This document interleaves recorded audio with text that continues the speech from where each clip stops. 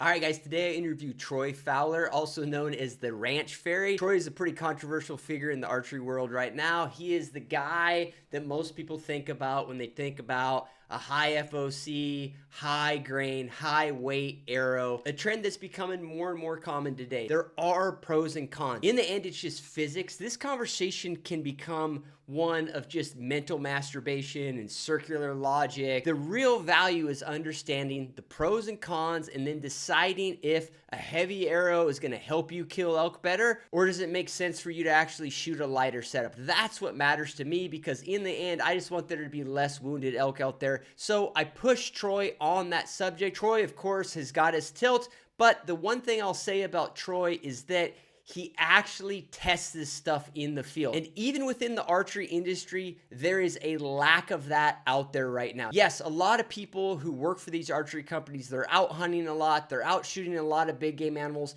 but when you talk to them, it's really not a controlled experiment at all. They're hunting in different regions, it's different hunters, it's different bows, it's different arrow setups, it's different species, it's different hunting strategies. Some are sitting at a stand, some are spot and stock at different distances. You need a more controlled situation to test this stuff. Troy's a great guy. I had a good time with this conversation. Just so you guys know, I put out all my hunts for 2025. They're on my website, pursuitwithcliff.com. Go check them out. Hunts, seminars, all of that's on there. And also, my knives are back in stock. They're also on the website. But without further ado, let's dive into this conversation with Troy.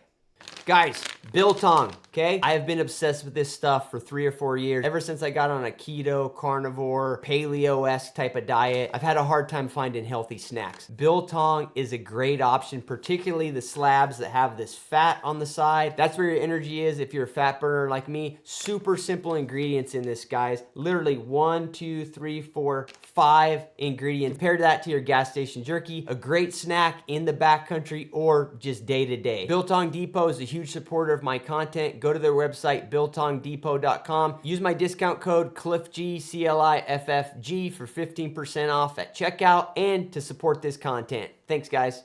Troy, great to have you, man. I don't know to call. Should I call you Ranch Fairy or should I call you Troy? Any four-letter word is appropriate.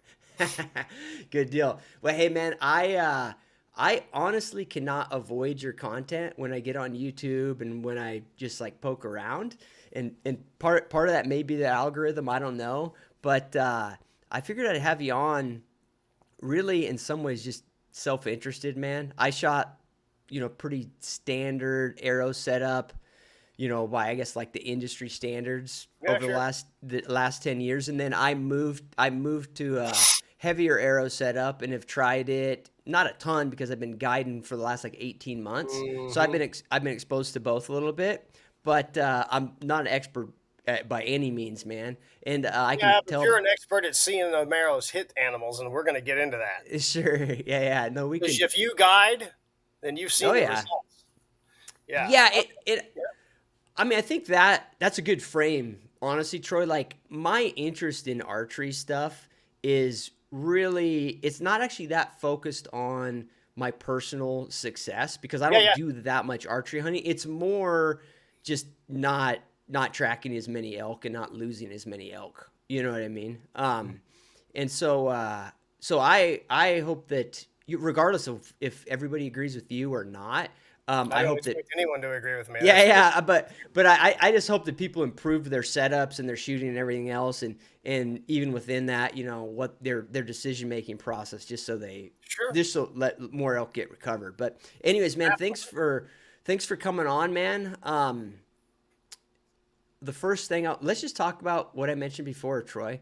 The first thing, man, everybody knows you for heavier arrow setups, or that's kind of like the brand out there. I know from watching a bunch of your content that you're pretty nuanced about it. It's not just like you're telling everybody they got to shoot this setup or whatever. But what are the pros and cons, man, between the lighter setup and the setup that you recommend?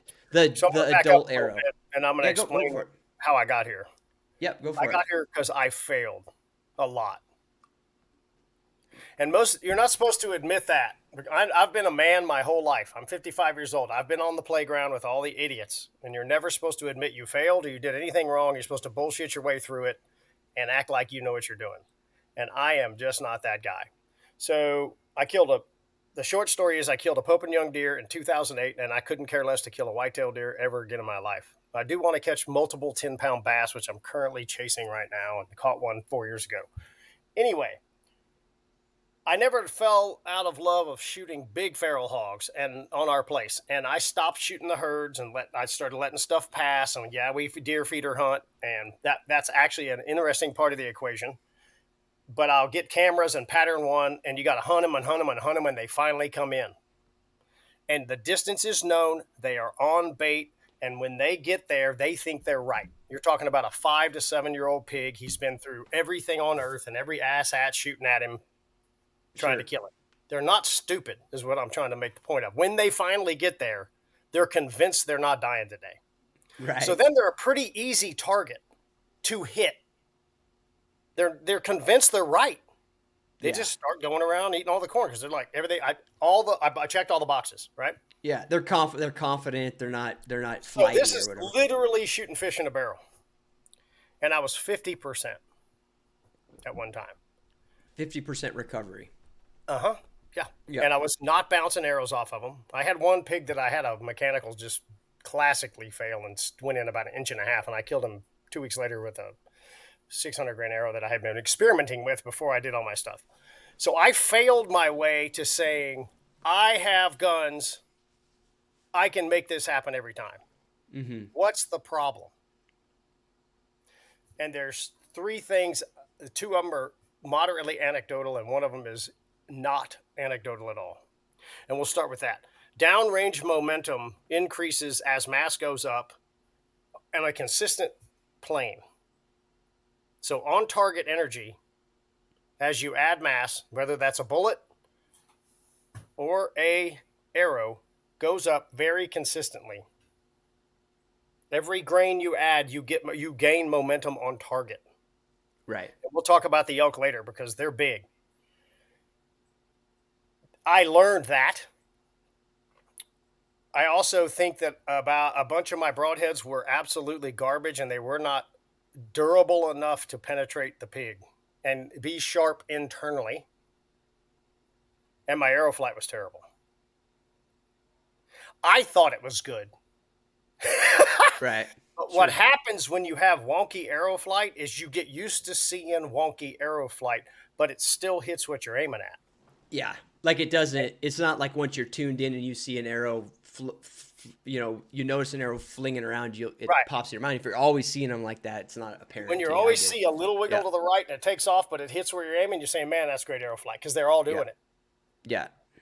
And so if the arrow hits a little wonky, your broadhead's not really, really high quality and can't survive impact.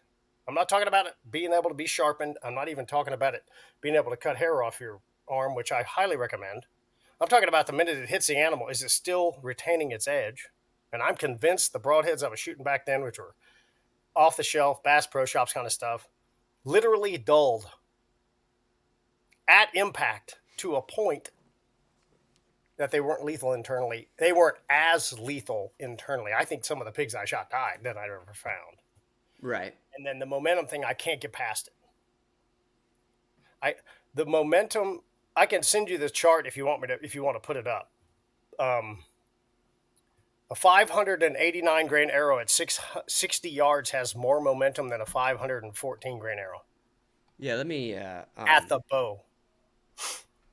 Yeah, go ahead. You keep on your point, Troy. I'll pop because you sent that to me via email already.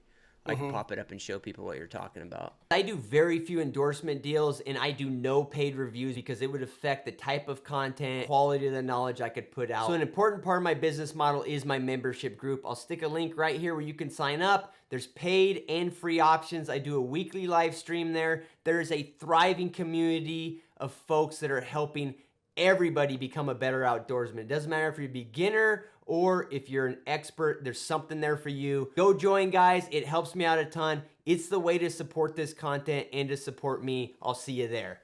You're talking about this one. Yeah. So once we did a lab radar, so the top line on that chart is the bow at the bow. And 90% of people talk about momentum, kinetic energy, and stuff at the bow. What I did was I ran multiple arrow masses through a lab radar out to 60. And you can see that the 589 grain arrow, I got to have my glasses on, I should have this memorized, has 0.56 slugs of momentum at 60 yards. A 514 grain arrow has 0.57 slugs at the bow. At the bow, not at 60. Right. And then it's overwhelming. The 589, that's really not a heavy one. I shoot 715. But the 0.56 slugs at 60 is higher than all the arrow masses below it. Right. And when I saw that, a lot of shooting at stuff, I went, oh my God, that's part of the equation that isn't being discussed. Right. And as Now, the animals, to speak to your audience, who may or may not like me one damn bit, I don't care. You're shooting a big animal. I mean, elk are big. They roll around in the mud. You know, they wallow, so they got sand in their hair. right. And you want more momentum on target than you want less. Sure. Right. Yeah, I don't think anybody would argue with that, but you do there. I mean, you point out some things in there that are unique though to archery elk, like because I notice it with knives. You know what I mean? Just the hide on a Yeah. on a bull that's been wallowing and he's covered in dirt and stuff. I mean, you'll dull a knife. I mean, if you're cutting through hide and stuff and taking legs off, the four legs and like just basic body cuts on a high quality knife, your knife's dull, even if you started pretty damn sharp. So Absolutely. So then we have a that broadhead who's only, some of the broadheads out there that are real popular, are 1.25 inches long. The blade's only 1.25 inches long. right. So you're asking, I guarantee you, well, haven't had my hands on that many bulls, but I would assume the ribs are probably as wide as 1.25 inches. So the Yeah. whole blade edge could take on a normal shot, broadside, 25 yards. Let's say everything goes to plan. It hits the hide, all that dirt's in there. It's like being run through sandpaper first, just for fun. Right. Then it has to hit the ribs. And if that thing dulls, you've reduced your lethality. And every shot is its own deal. It's like rolling dice. Right. It doesn't add up and you say, well, it got better and this and that and the other. So the two things, the momentum on target, when I started seeing my arrows at 550 grains fly through the pigs like they weren't there, like there's smoke behind them like a bullet. It was going so fast. I was just like, that is not what I'm used to, right? Sure. And then when I raised my broadhead quality to a hand-sharpened, high-quality, hard Rockwell, hair popping, really easily cuts paper broadheads, all of a sudden I shoot them. This sounds like I sound arrogant, and I realize that. I shoot them. I back up the camera. If I hit them in the Vital V, I just get down and go get them. Right. Sure. They're dead. Like, they don't have time. By the time I get all my stuff, it's 15 minutes, And my concern with the elk woods is maybe you can tell me, well, you said 300 elk, right? Like 300 or 400 elk you've been in on? Well, I mean, I've had like myself or my guides stuff like probably 1,000. You know what I mean, Troy? How many shots are quartering in? Yeah. So, and I noticed that you talk about this a fair amount in your content. Mm-hmm.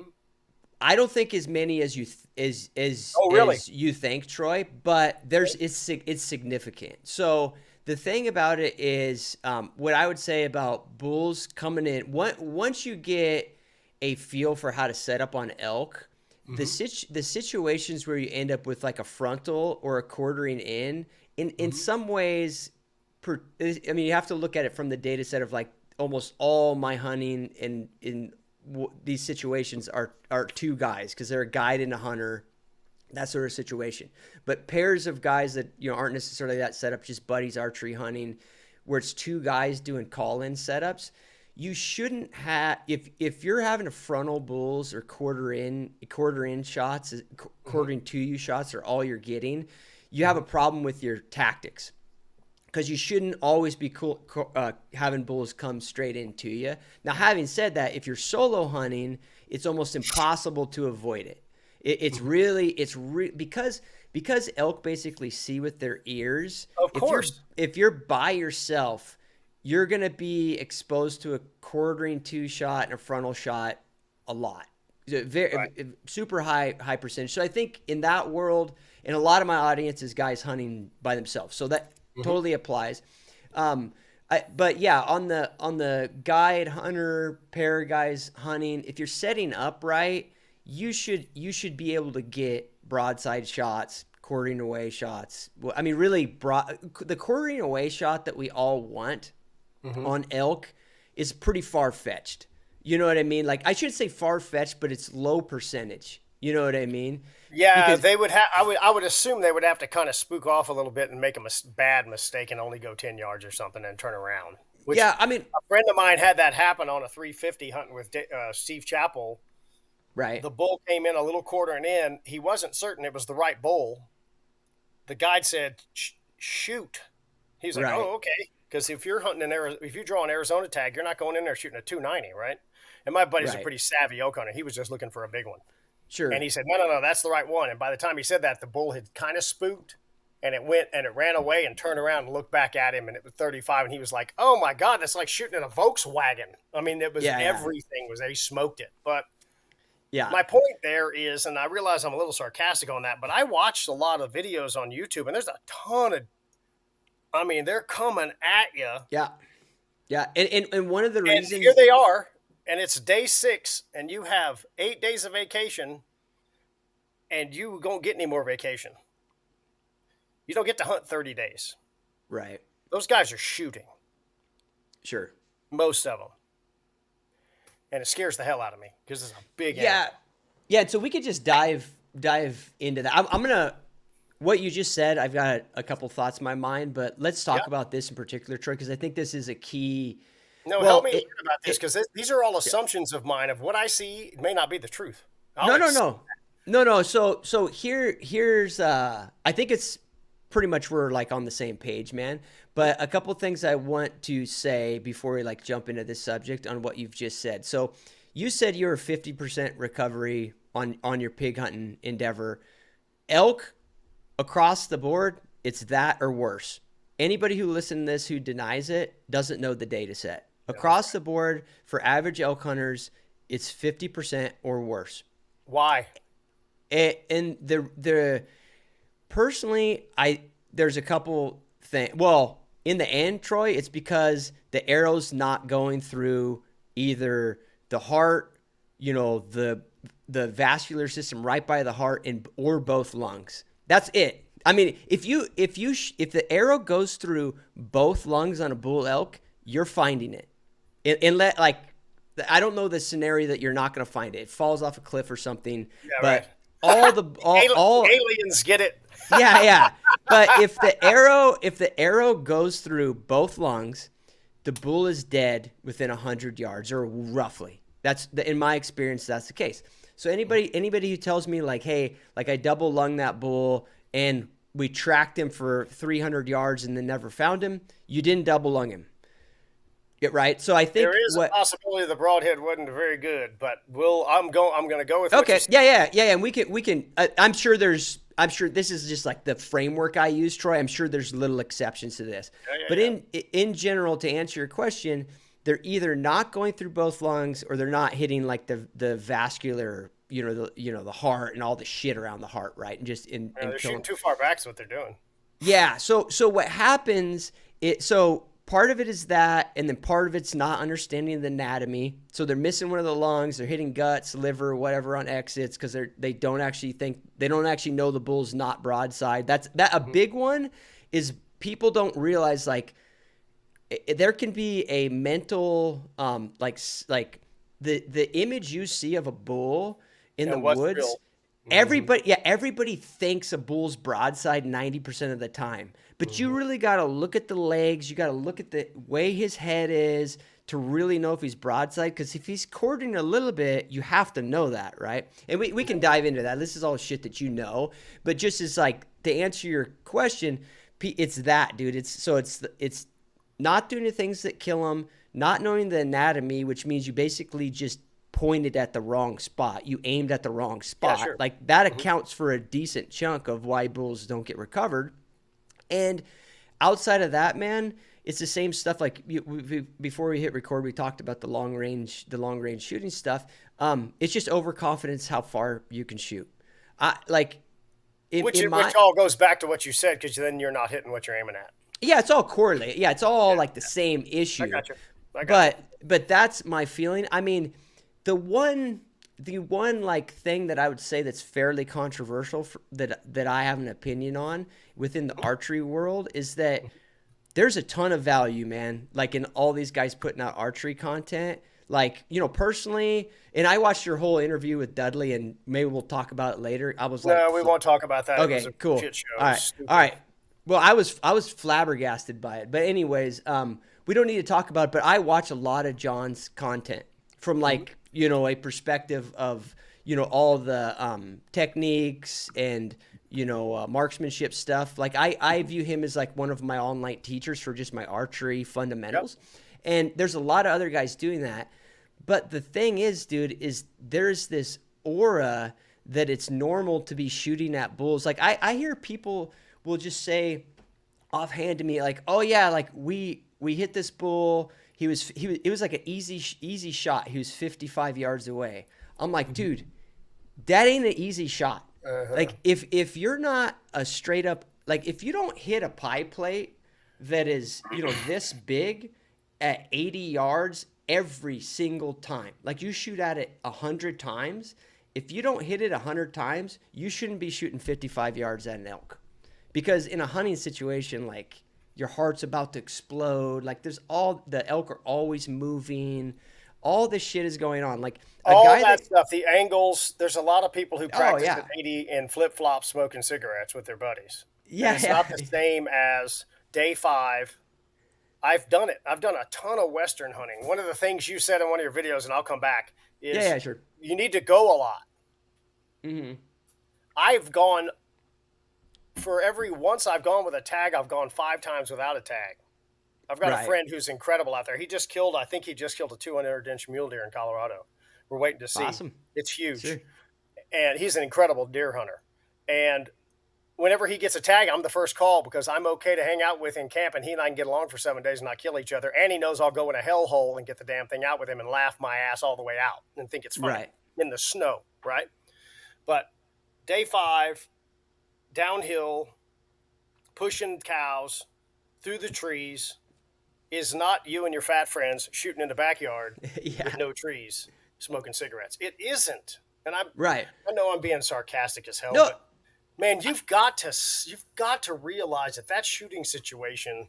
And I'll say one thing I told Dudley. He didn't listen to anything, but because it was an interesting interview or whatever.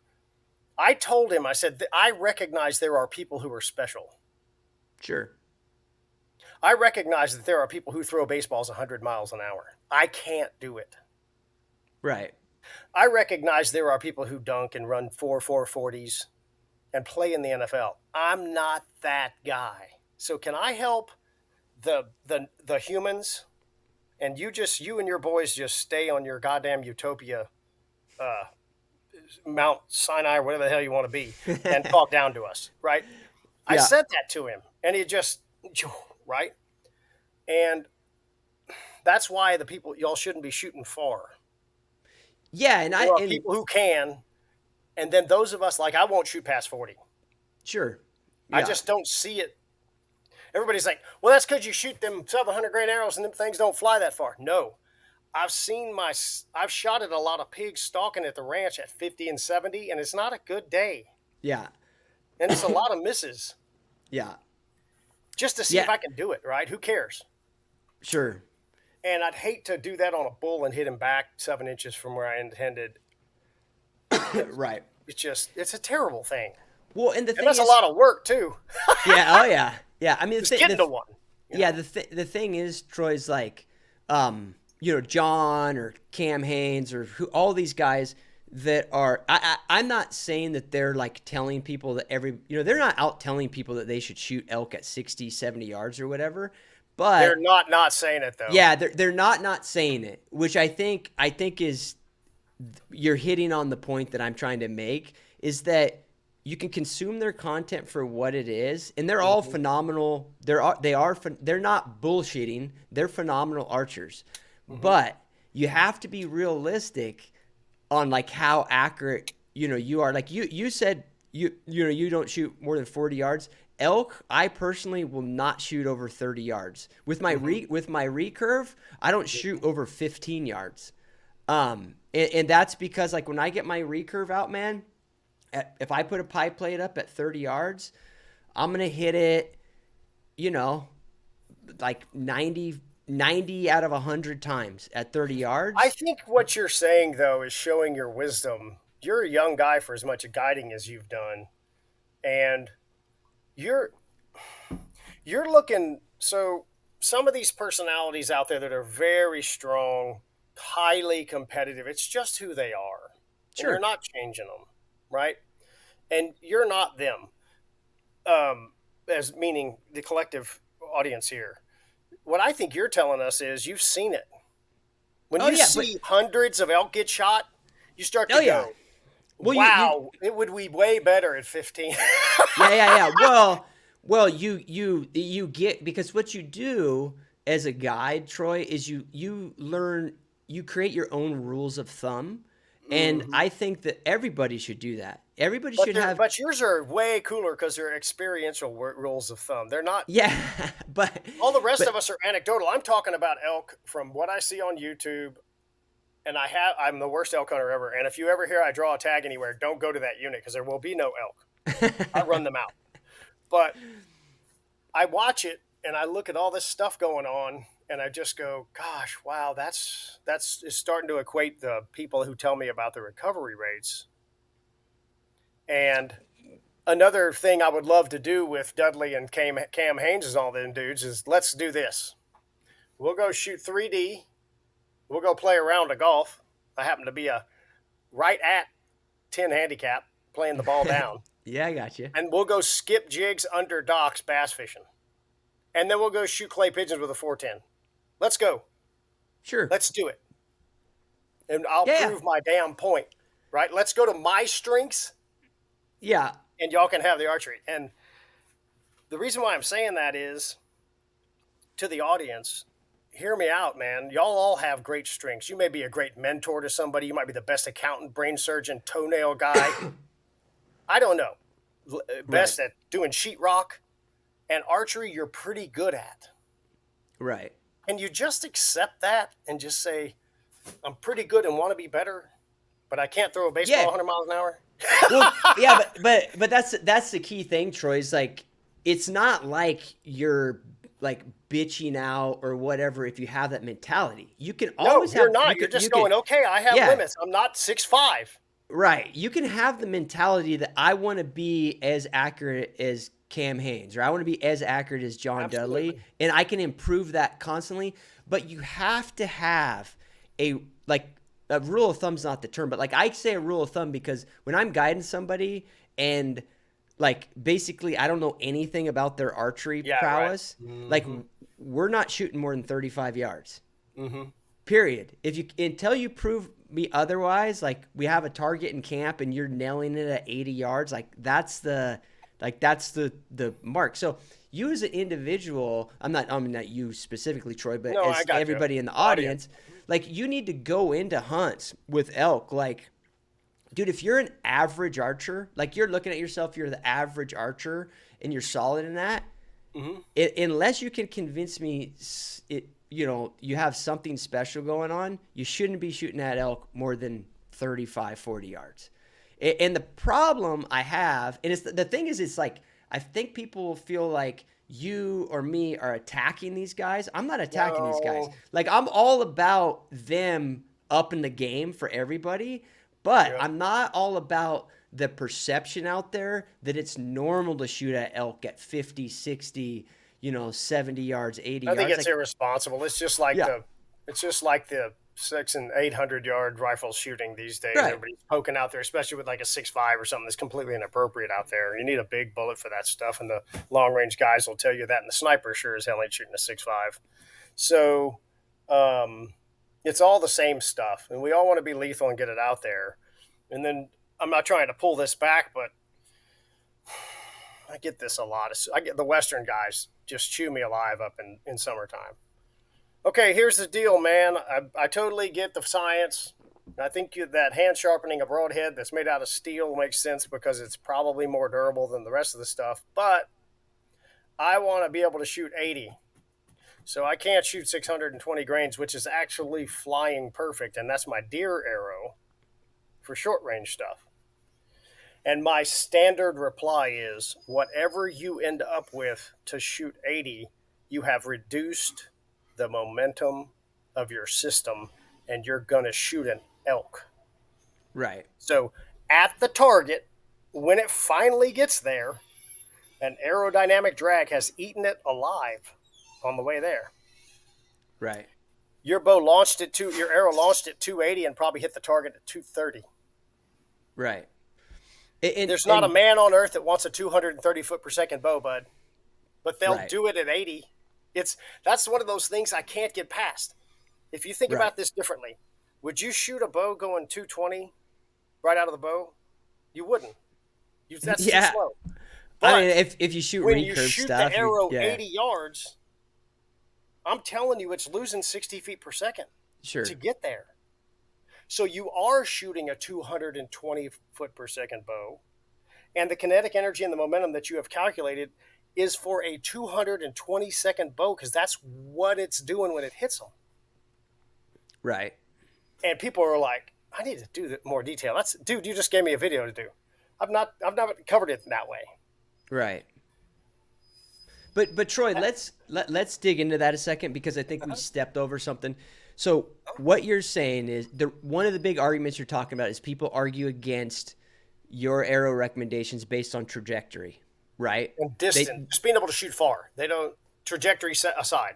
But they just can't get there, right? My tape will go out to 110. I can't shoot that far. That kind of thing. Yeah, but it's because of the trajectory of the heavy arrow, right? No, it's just the mass. It's the trajectory and the curve it's on. Mm-hmm. Yeah. So one of the arguments, and I wanted to talk about this, one of the perceived cons of a heavier arrow setup, and the thing is, it's like, and tell me if I'm wrong, Troy, but for the most part, the heavier broadheads, the broadheads you can get sharp that have a longer cutting surface on them, in the end, you can't really do that standalone. It's got to be a part of a heavier arrow system because in general they're a heavier broadhead. Is that correct? Yeah, they're definitely. Yeah, so it's 50 grains minimum. 200 is pretty standard nowadays. Yeah. Yeah. So we end up with a heavier arrow. One of the perceived cons is that it has worse trajectory. Well, I shouldn't say worse trajectory, but it has a different trajectory, a more arching trajectory, right? Trajectory curve, absolutely. Yeah, and this is a con that a lot of people talk about, and that's what you were just talking about. And so, explain just now that I've described exactly what you're talking about, because I just want to make people make sure, because this is the biggest con, and this is the biggest con that I have with a heavy arrow too, Troy. So jump into what you're saying is if you're shooting far anyways, you're giving up the momentum part of this. You're giving up penetration. Mm-hmm. And you said it yourself. Elk aren't dying because the arrow ain't penetrating. You didn't say it like that. That's Hillbilly Texas guy. But yeah. So the trajectory curve for an arrow under 600 grains, especially if it's got a lot of forward to center, which makes it much more aerodynamically stable. That's NASA, the rocket guys, planes, not me. This is not Dr. Ed or any of those archery guys. This is the science dudes with PhDs. Right. The trajectory curve is more consistent as a parabola, okay?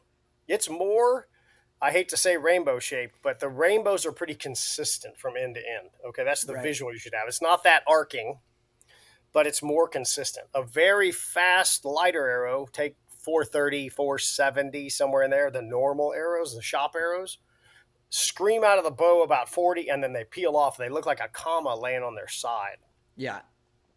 So once you get out past 50, I don't think you're managing as much difference in drop as you think. I need to figure out a way to prove that. But if you have a curve that goes like this, or you have a curve that goes like that, I mean, that's what the fast arrows are Yeah. doing. They're Yeah. going, "Yeet," and they're peeling off. Yeah. Just look at your sight tape.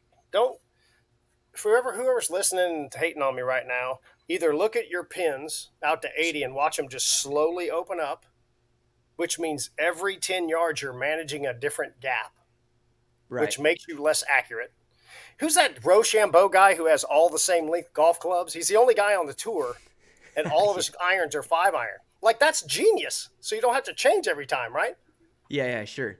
A heavier arrow past 600, because I shoot 715, you'll see like this, and then it out there at 40 and 50, it really starts peeling off just because the bow can't push it, right? Oh, I got you. Or I could raise my poundage, but that's stupid. So, but inside of 600, you get consistent. You get a real consistent trajectory. And the second mistake you shouldn't make is you should not put the heavier arrow on your sights and judge the heavy arrow gaps because it hits lower than your current pins. You're lying to yourself right off the bat. I will say to you, yes, it is not going to hit Yeah. Sure. at the same height because it's a heavier projectile. Yeah. Yeah. Yeah. You do this with bullets or whatever. It's all the same. Yeah. Yeah. Sure. Yep. Yep. Yeah. What you're referring to is when guys they've been shooting a 400 grain setup and now they're shooting a 600 grain setup. They're Oh flabber. my God, it falls out of the sky. No, it's Yeah, a comparative analysis of your current pin set. Yeah. Sure. Right. Which doesn't make any sense. And Yeah. back to my graph, at the expense of about 20% momentum, 25% momentum at 60, you're giving up at the target to get there. Right. Sure. And once I saw that graph, because I had been doing the ranch rate for 4 or 5 years before I started exploring that stuff, and I ran into some engineers and quiet people who don't want to get into the fracas, but they would call me Yeah. or email me and say, "Hey, you ought to look at this." When I saw that graph, I was just like, "Okay, now it's really starting to make sense." Everybody's measuring it at the bow. Right. But my example earlier is there isn't a man or, well, some women on here because they can't pull a lot of draw weight and kids. But there's not a man who's normal size shooting 60 plus pounds who would ever shoot a 230 foot per second bow at launch. Right. But Yeah, when the arrow yeah. goes 60, it is hitting like it's 230 feet per second, because it is. Right. Sure. And the argument would be, well, I'm not shooting that low of kinetic energy because that's stupid. But you are, because Yeah. it's getting eaten alive. And I think that's why you're seeing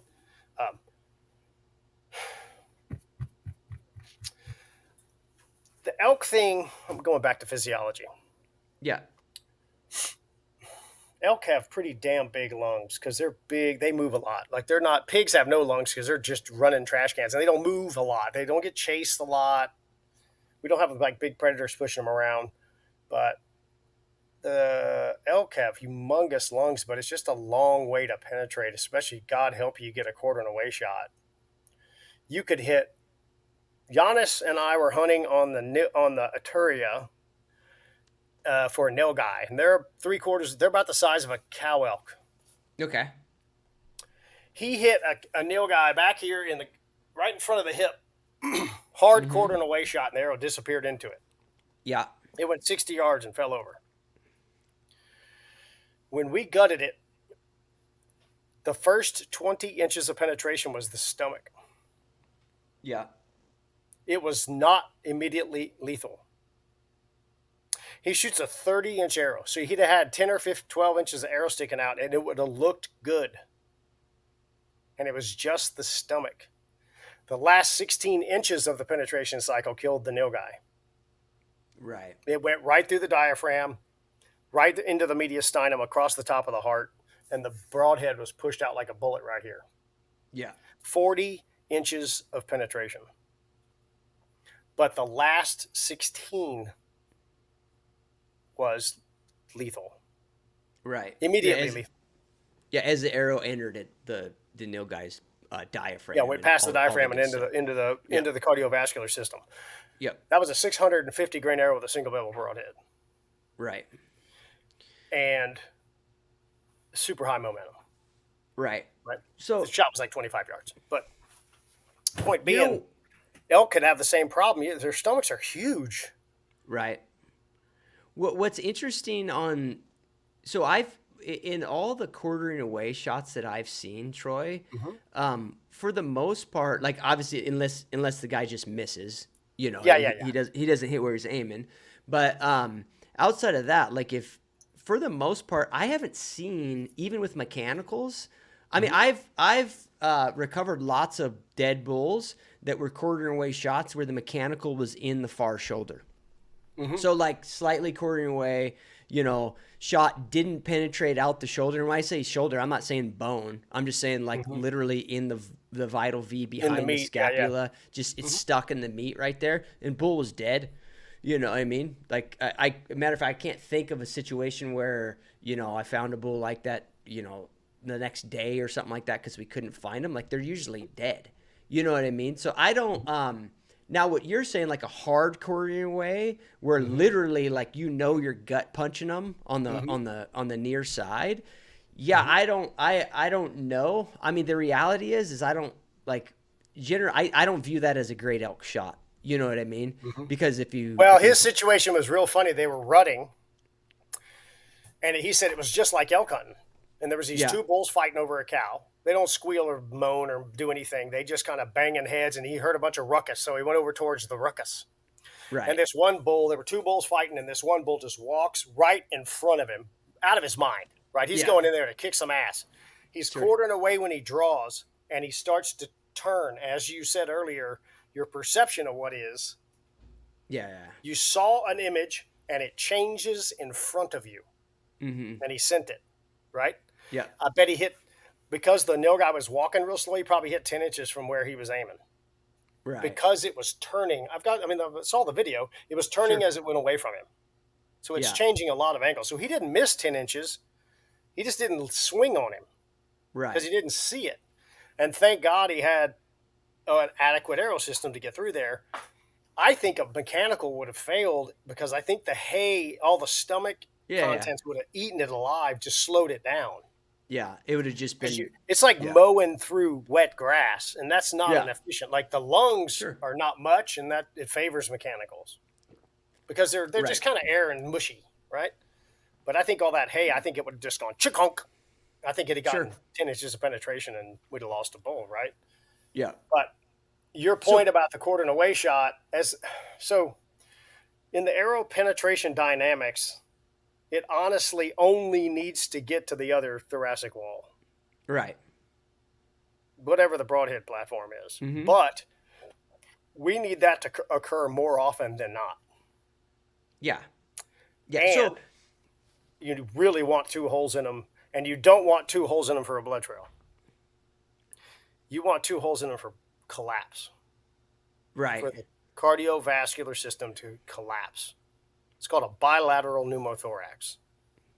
And you need holes in both sides and nothing in the holes. Yeah, you mean just in terms of them dying quicker. And leave it, and you're going to recover because the atmospheric pressure distance. So when you inhale, the current atmospheric pressure is 14.7 psi, generally speaking, in the United States of America, unless you're at high altitude, it gets a little lower. We're going with 14.7. When you inhale, the reason why your chest starts stretching, you actually get above atmospheric pressure. You could not exhale if you couldn't do that. Sure. Because you're pushing against a force. Right. And then it goes below it. Okay? When you punch two holes and the arrow completely passes through the animal, when they inhale, they suck air from the atmosphere in those holes. And when they try to exhale, it presses against their chest wall and smushes their lungs down. Right. And that is bad for your health, man. It's like squeezing a sponge and all the water leaves. If the water was air, That's exactly Sure. what's happening. Yeah. And Most people don't understand why you want the pass through. Everybody's like, "Oh yeah, man, you want 2 holes for a blood trail." Well, I'm here to tell you, blood trails are completely inconsistent. We will never yeah. be predicting those things, but you can give them a bilateral pneumothorax, which is really bad for business, man. I mean, it Sure. collapses every lobe, not just one or two. All right, guys, so I wanted to mention that I'm having these custom skinning knives made. These are called Cliff Skinner. I've got a whole bunch of reasons why I've had this knife made the way that it's made. Got a short video on the website. The details are there. Pursuitwithcliff.com. Click in the corner up by shop. You'll see Cliff Skinner. Click that puppy. You'll get all the details. I'm certain that everything you said is totally true, Troy. I guess my cadaver said so. yeah. I mean, I totally get it. But I guess in my mind, it's not like top of priority. Like even in rifle shooting, I shoot like I've been shooting a bunch of gunworks stuff that they've been, they send me rifles for a lot of the folks like in my seminars and stuff. So we've killed a lot of animals with their rifles and with the rounds that they make, and they primarily are using Berger hybrids. And a lot of times they don't pass through, and a lot of times they end up right on the far side of the cavity against the hide in the far shoulder, whatever. Right. Now it's different because we're talking about a rifle, but still, I don't really Bullets care. kill completely differently. Yeah. I guess it's not a good comparison because the bull's dead anyways. Is my point. And then with archery, in my experience, it's kind of the same, man. Like they might run 120 yards, but they're still dead if the arrow doesn't go through or not. Am I wrong? Right. It's just not so. It's not ideal. You're like optimizing No. for the ideal situation. So there's goals and then there's reality. Right. So from a physiologic standpoint and from a absolute lethal standpoint, the outcome you should seek is the arrow is in the dirt. Right. Because it doesn't have hydrostatic shock, it doesn't have fragmenting, and there's nothing else going on. I mean, a bullet. I was talking to a guy the other day. Actually, I'm learning how to reload, and I'm shooting burgers and I'm shooting hammers. I'm shooting copper bullets through it. Okay. I talked to a guy the other day. Do you know how fast a bullet is rotating in the air? I have no idea. 300,000 RPM. It's crazy. 300,000 RPM is what they're telling me. Right. I talked to a guy who said they think that the rotation of the bullet is going so fast it can have no forward motion and still be spinning in the animal. Oh, okay. Because it's spinning around its own axis this way, and it's traveling that way. And I went, yeah. What the hell are you? What? Right. I was like, there ain't no way. He goes, no. There's a distinct possibility with that much speed of rotation that the bullet's sitting still and slowing down. Like a top. Like a blend. Like it hadn't stopped spinning. Yeah. It stopped moving forward. He said they're two different forces. And that's when you just go, like, what? Yeah. It's just new ideas. It kind of makes sense. It kind of makes sense with some of those bullets that tear up real hard, though, because when you really look at the wound channel, it's like, holy shit! It's everywhere. Like and they beat it winds stuff up. Yeah. So you don't have that with a broadhead, right? We just have the wound channel that is through. We don't have any shock. In fact, it relieves shock because it's sharp.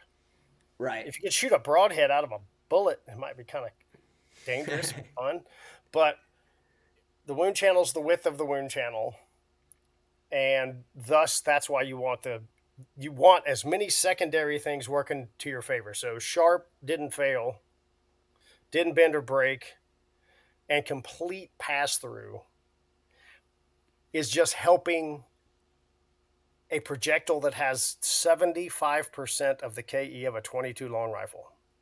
Right. That's terrifying. Right. Once you realize it. A 22 long rifle has about 130 foot-pounds of kinetic energy. Not the best air gun for shooting elk in the body. Right. But it's got a whole lot more KE than an arrow, so KE is king. Yeah.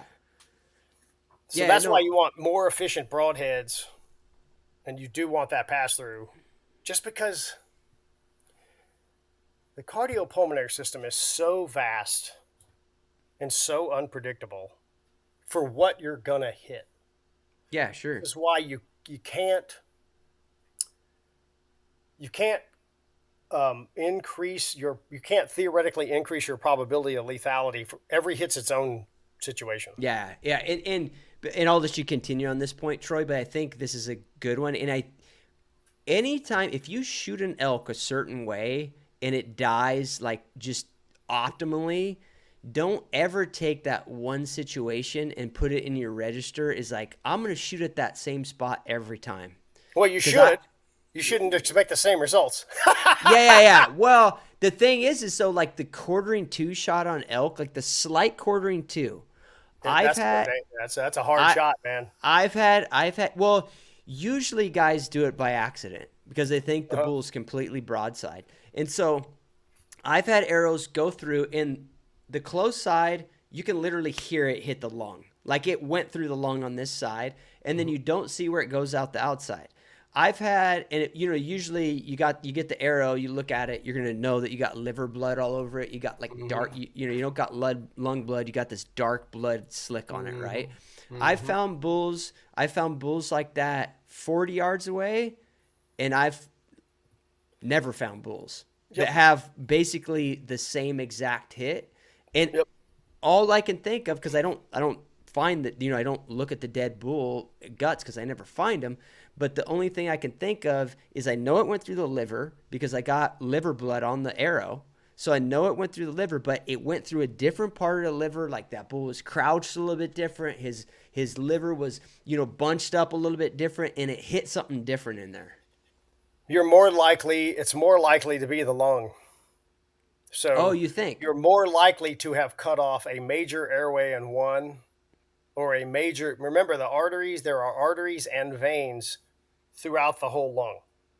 Right. It's more likely that the liver was secondary.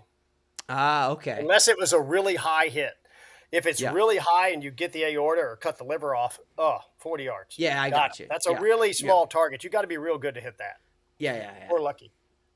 But you're more likely seeing the effects of different parts of the lung being hit, and something big got cut. So if you cut one of the big bronchial tubes, so the bronchial tubes, trachea comes down about right here on us, it splits. And they're pretty big inside, back pretty far, and then they start to get smaller and smaller.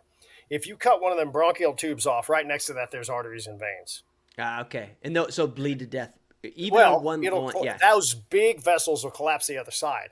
Yeah, I got you. Yeah. A hit like this is a lobe hit. Yeah. And back in the back lobes, there's 5.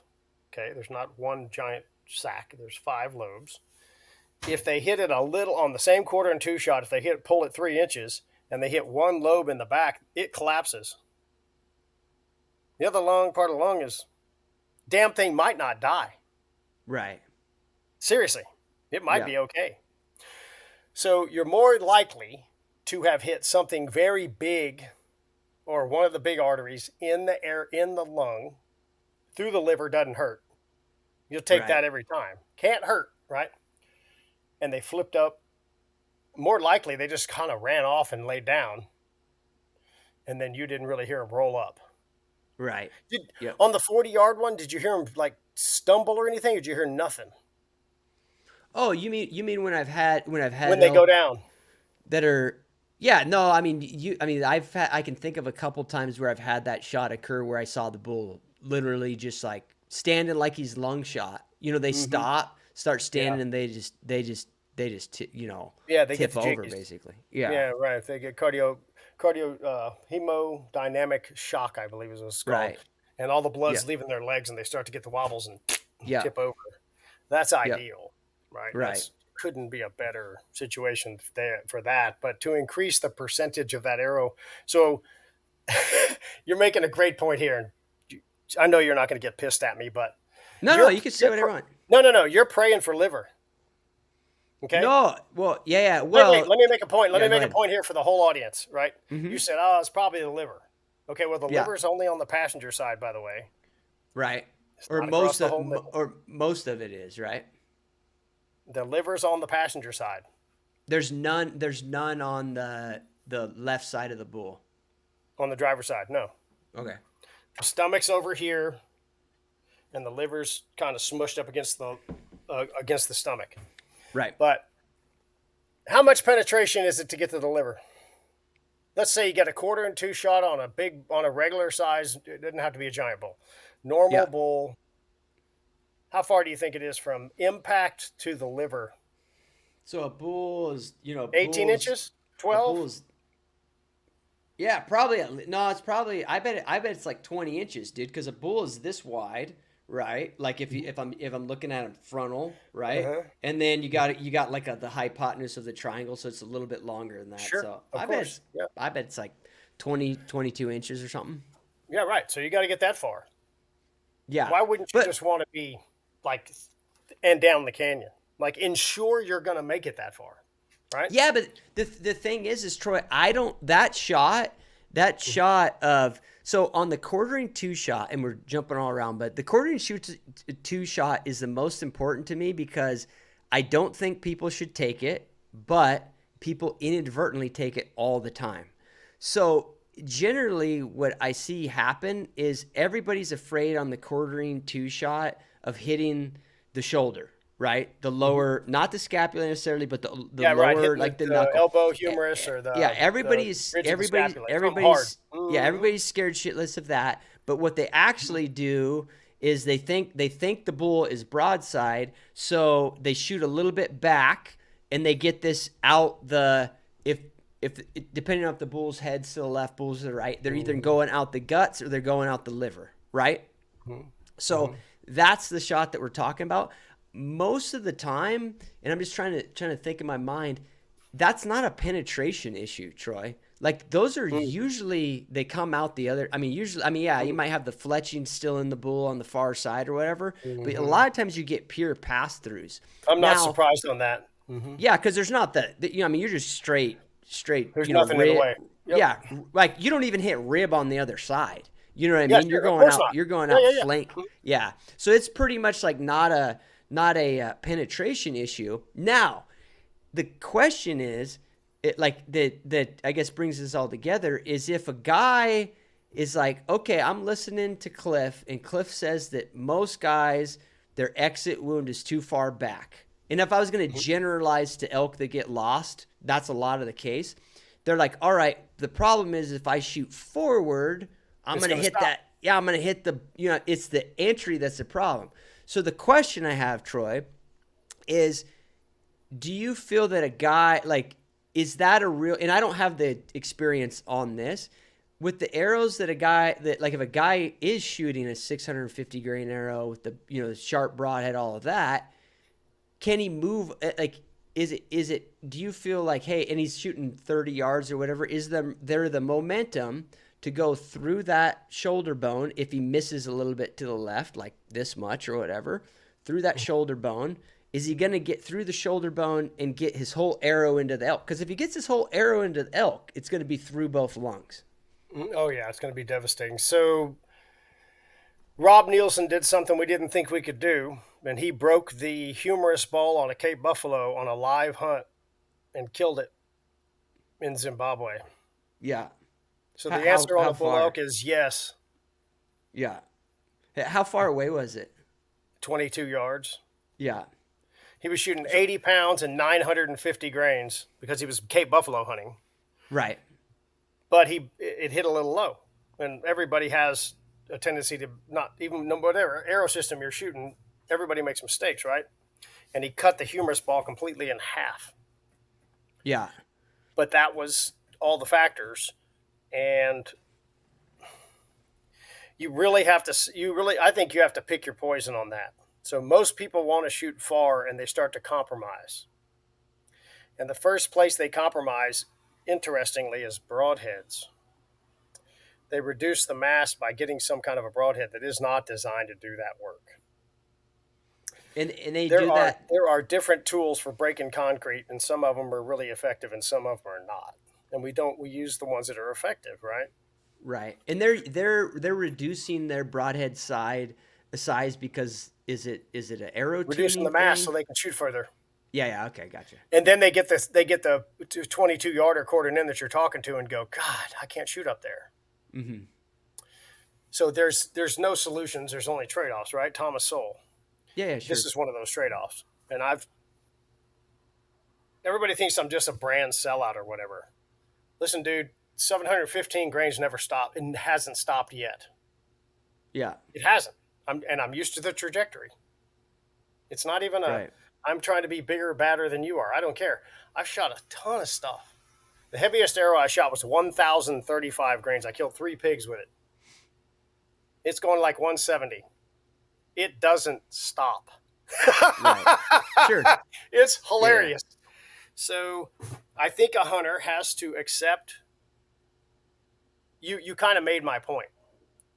If you set up a normal setup, when this bull does this to you, you go, I can't do that. Right. And that's good. I'm okay with the discipline, right? And they try to tuck it in and shoot the shot they should with that arrow system and hope it works. Right. But you're not aiming in the vital V. And it sounds like your results have been varied widely, not real consistent on that shot. It's a terrifying shot. It is. Yeah. And well, yeah, it's terrifying, but what's terrifying about it, Troy, it's terrifying because if you know you're taking it, you're kind of like, for most people know that just don't take a quartering 2 shot on an elk. You hear this all the time. But when you look at bulls that aren't recovered, like 80% of the time, it's a quartering 2 that guys thought was broadside. Yeah. So the question is you can get out of this discussion, you could say, okay, I don't care about Troy's perspective on arrows. I just need to know what a broadside bull actually looks like. This is actually incredibly difficult to do in a hunting scenario because their whole body's like fluid, man. Like they turn their head this way, like, they bend in the middle and stuff. Yeah, they turn around to look at something behind them. They look this way, one step this way, that way, like changes that angle enough, and I know, and I saw in some of your content you played with it, but there's an app, like a bow hunter app, that has the anatomy. Like everybody should play with that thing and see like how much just like a little bit of an angle all of a sudden like closes up the anatomy. The arrows that I shoot will not fix the problem you're talking about. What's that? Like if the hunter doesn't realize they're shooting quartering 2, and if the hunter does not and shoots one of my arrows but doesn't pull forward, yeah, then it doesn't matter if it's 1,000 grains or 22,250. The shot placement's wrong. Yeah, exactly. So the question is if a guy could say, hey, I can get into the whole thing of like making sure the bull's broadside, and that honestly could take like hundreds of bulls coming in, right? Yeah, right. You have a lot of experience, right? So you figure that out. Now, maybe an easier way, and I just want to make sure that I'm not like overplaying what a heavier arrow can do, but an easier way is just to move your shot placement forward on elk, right? Always into the vital V. Where is it? Okay, so let's say the bull's head is to my left, right? And I'm looking at the vital V of the bull. I want to slip that arrow just 1.5 inches or 2 inches behind his shoulder bone, right? Like I'm okay being that close to the shoulder bone, 1 inch behind it, because if I hit it, I feel like I'm still going to kill him. Do you feel confident with your heavier arrows that you can do that? Like that's a multiple combination question, because you got to have the right broadheads too. Yeah. And this is one of the great mistakes. So I get about 500 messages a month on text and stuff, and it's all about aeroflight and broadheads and stuff between May and now.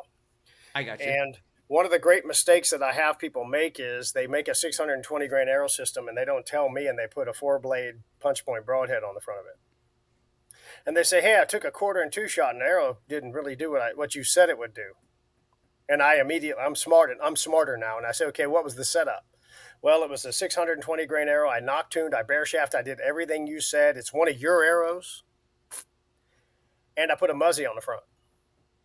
And I said, okay, you shit the bed. The penetrator is the problem.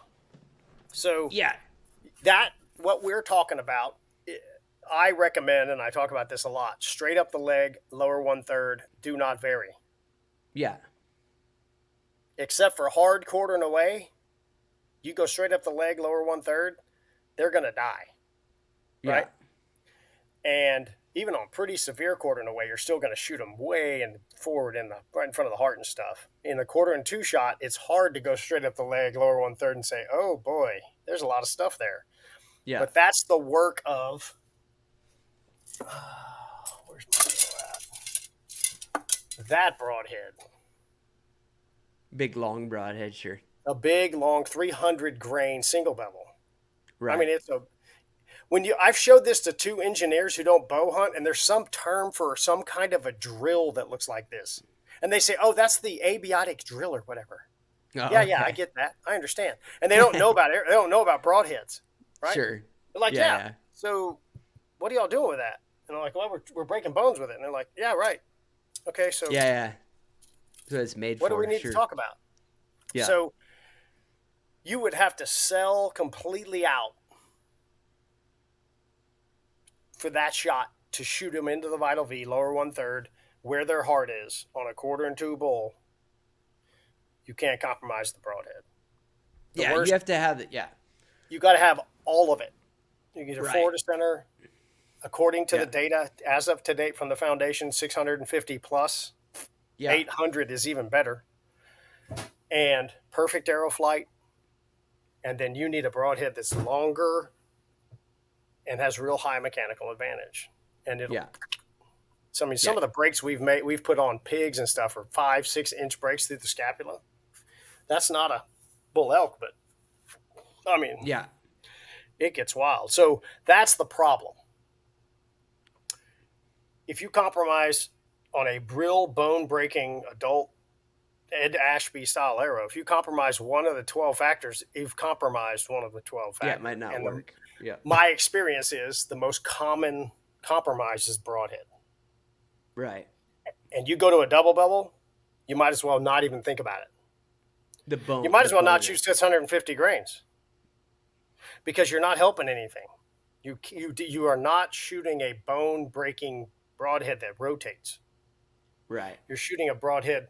So I don't know how many people know this. There isn't a broadhead platform. I was thinking about the 300,000 RPM bullet earlier. There isn't a broadhead platform on Earth that rotates on impact. So the arrow's flying. It is rotating because of the fletchings. God, please be helical. Do not shoot a knuckleball.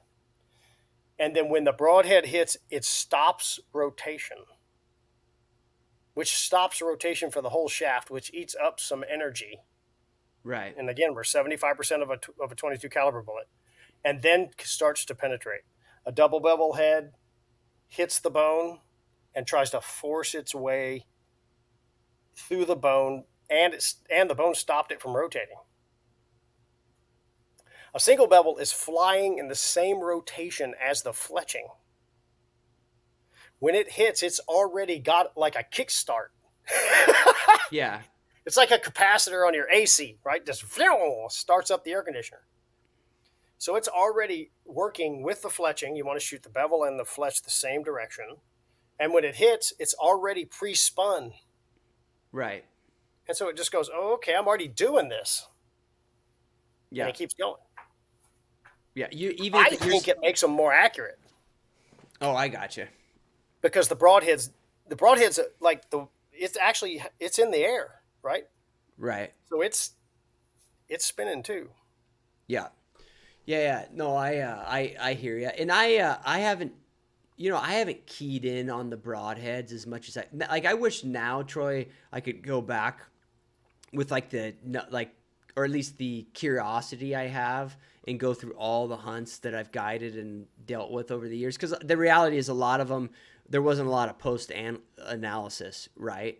In general, on shot placement, I did a lot because I just was always watching. And I always get questions like, where should I aim, that sort of thing. But I haven't really, I've guided a lot of people where I never even paid attention to their broadheads. You know what I mean? I didn't Well, by even. the time the client gets to camp, what are you going to do about Well, it? yeah, it doesn't. It's irrelevant, right? It's kind of You their can't do ballpark, anything about it, right? right? So I don't. I guess like the single bevel thing. I don't. I just have to go on. What you're saying. Like it makes sense to me. You know what I mean? That I don't. I don't have any knowledge of any Go. Do you different. have any? What's that? Do you have any single bevels? Yeah. Yeah, yeah. Okay. I've been shooting those single bevel on my recurve. I shoot those grizzly stick Masai's. I've shot several pigs with them, and they work well. But the thing So is, when it's you like, pull them out of the target, what do you feel? what do you mean? I, Are I they don't. do they come straight back out of the target, or do they rotate out of the target? I feel like they rotate out of the target. Right. Are you Yeah, pulling yeah, big yeah. chunks out of the target, or have you figured out that you got to rotate them out? Oh yeah, I see what you're saying. Yeah, Yeah. yeah. No. I rotate. It's not something I've really Right. like I've got keyed in people who on. say, "Hey, these Yeah, yeah. targets aren't working worth the crap. Every time I shoot my single bevel, I get a big chunk back," and I'm like, Oh, "Hey, because they're stupid! spinning. Yeah. They're Okay. Yeah. rotate." So Yeah. guys Yeah. are Yeah. just standing on the target. They're going, "Yeah!" And they're pulling Ah, big chunks pull a out big of their chunk out of it. target. Yeah. Yeah. Oh, it's Yeah. so funny. But Yeah. that shows you right there that now you're going to have a longer wound channel because it's semi-spiral. Sure. Okay, for the distance traveled, not a big enough camera. For the Right. distance traveled, if it's curved, a half a turn, there's more cutting length than there is on a straight traveled one. Right. And they also cut on a bias. So they cut on an angle. So they're rotating and they're cutting everything off at an angle, not where it butts together, but they're cut, diagonally a little bit. That Right. doesn't help anything.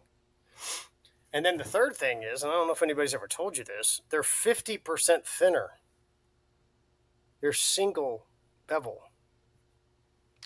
Yeah, so yeah, what do you mean the bevel? Well, what's 50% thinner? So most double bevel broadheads are 17, somewhere between 17 and 20-degree bevels Yeah.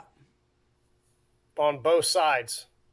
Oh yeah, yeah. You're saying the steel The of like actual edge yeah. It's okay. Yeah, yeah, is 20 to 40% thinner yeah, by being a single bevel, which means it's easier to get sharper. yeah.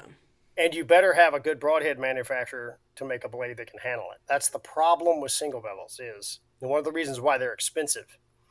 The tempering process for steel, the broadhead business is very difficult actually for real broadheads that are really good. Sure. And you're shooting a pretty good one. I like the Masai. I like that spoon-shaped one. Those things are nasty. Um, the tempering process to get a single bevel to hold up and not chatter is hard because Right. they're thin. Yeah, So I got you. you got a blade like this, you got an edge like that, or you got a double bevel edge. Yeah. And on the package it says, 30-degree double bevel. No, it's a 60 Right. because the 30 and 30. Right. It's actually duller. Yeah. Sure. So cuts on a bias, rotates, thinner, sharper. Right. Oh, they're from a lethality, they're just a phenomenal. Yeah, they I'm work. glad Ed figured it out. Sure. Yeah, yeah. I mean, it seems like they're growing more and more in popularity. I mean, I'd say most elk hunters now are shooting single. They should be Maybe just not. because Maybe they're not so most, big. I don't know how many most are, but there's a push out there. Giannis and those guys are messing around with them. Some of the big influencers are shooting them. but sure. Um, The, for the Iron Will guys are all over the place. Like yeah. yeah. And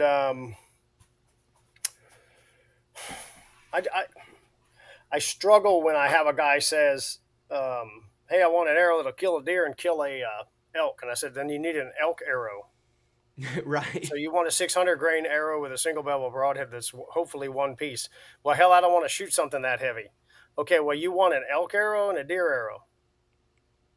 I've shot deer with 800 grains. It kills the hell out of them. Yeah. Sure. And I get people, you know how it is. You're on social media and you get, you occasionally get your bipolar person who gets on there and just starts lighting you up for whatever you've said. Sure. And I've had the one thing I've said to a lot of people about this topic and on the momentum piece is I have personal experience in Texas shooting out of a box because that's the way we hunt. With a Yeah, 243 inside of 125 yards is a devastating whitetail deer round. sure. Used within a reasonable distance, it's not a very good elephant gun. Right. But a 500 nitro only goes 2,000 feet per second. Right. And a 243 goes 3,300 feet per second. If I'm going after the big nasties, give me the 500 nitro. Right. I'm not plunking an elephant with a 243. Right. Sure. Yeah. And I'm not shooting an elk with anything under a 30 caliber. Right. I'm sorry. I don't think they're big. Yeah, Damn it. sure. No, I get it. I guess outside of the elk discussion, what if somebody said what cases would you shoot a lighter arrow setup, Troy? Are there any? I'll go down to maybe 600, but I don't know why. If I went coos deer hunting or something like that, where they're a little more springy or whatever, but then on the other side of that, I'd rather have my one blow them down in case they move. And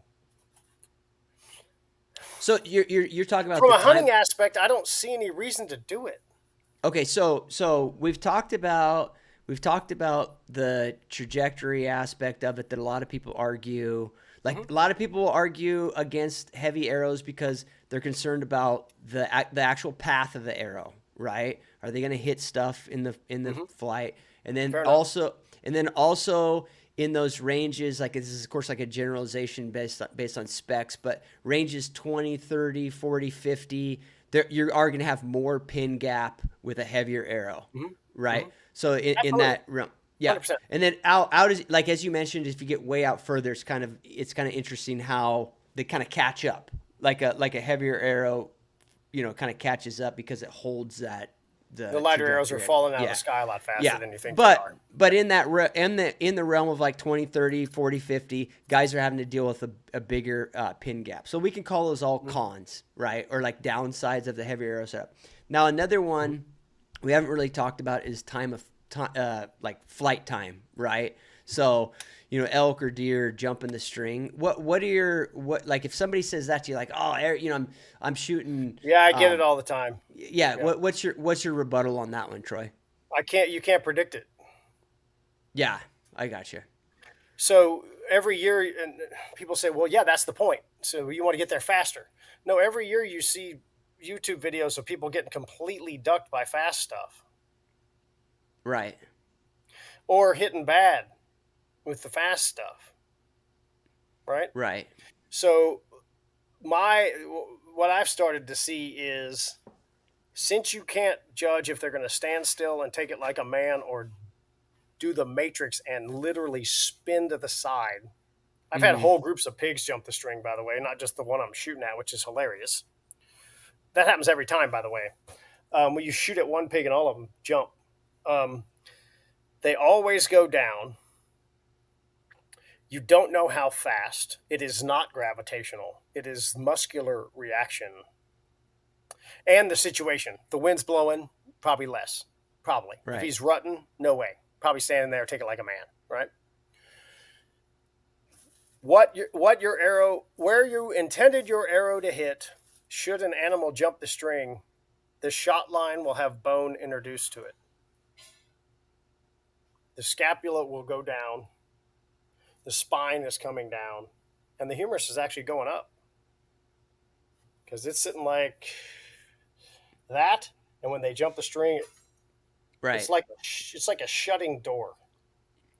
Yeah. So I say you probably ought to think more about what is going to be introduced to the shot line that you did not intend to hit. Right. You didn't miss. They missed you. Like they made you miss. Yep. So we'll say, and I don't see a lot of crazy shots that fly off on YouTube either. Like I don't watch a lot of hunting. Most of the hunting content I watch, I go to the shot, look at it, and Yeah. skip and go to the Yeah, shot. yeah, I don't sure. watch all Because the other stuff. I just don't what have you're time. interested in. But Yeah, it's my science stuff. I'm thinking about something. I'm like, how'd that perform? I don't yeah, see a lot of shots that go, just I don't see shots are. I got to give it. The shots are pretty. Some of them are wiggling a little bit, but they're pretty much online. They're not missing by 6 inches out of the bow. You don't see it just peeling off. And then the yeah. animal just. The worst one is when they roll and spin. When they actually do everything. So the straight drop is one thing, but most of them tend to throw that damn thing in there. Right. So you now have things you never intended to hit introduced into the shot line because you can't control that. Right. And then you have a moving thing that your arrow's running into at a different directional force. So this is my arrow that I ask people if it'll fly, and people laugh when I show. That's a fixed blade broadhead, by the way. I just fletched the front of an arrow, and people say that'll never fly, and I'm like, yeah, well, it should. It's a fixed blade broadhead. Anyway, I digress. Yeah. Our animal. Here comes our arrow, and the Yeah. animal's moving. Okay, when it hits, what's going to happen? Yeah, it's gonna Like kind the of arrows, pull on the arrow flight a little bit, I and the guess. longer it is, it's a long projectile. So Yeah, sure. here comes your arrow hauling ass. Get my hand in the screen. And then the animal moves, and that's going to tilt the arrow, and it's going to impede your penetration. So that's where you want the momentum Sure. to have it say, no, I want to go this way, despite the fact when it hits, it's Yeah. being redirected. Bullets are that long. Sure. I mean, Yeah. So to there's my some, little 130 burger, right? That ain't going to yeah, be redirected, no, you know? no, I get so. But to summarize your rebuttal, Troy, it's basically like, look, an animal jumps the string a bit. You're not going to hit where you're aiming, regardless if you got a heavier or light arrow. Why That's not right. have That's right. why not have a heavier arrow that's going to deal with the fact that you're not hitting where you're aiming? Yeah, that's kind of your that's argument. where I'm Yeah. at today. Yeah. And I Yeah. think it sounds pretty. I think it's pretty logical. At least when I smoke my own, breathe the smoke out of my own chimney. Right.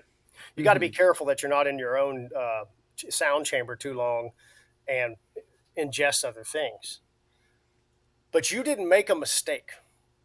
I can't get past the momentum thing. That's Sure. unbelievable, right? It's just math, right? And then you didn't screw up. This is one of the things I hate about the archery industry. They're always blaming you.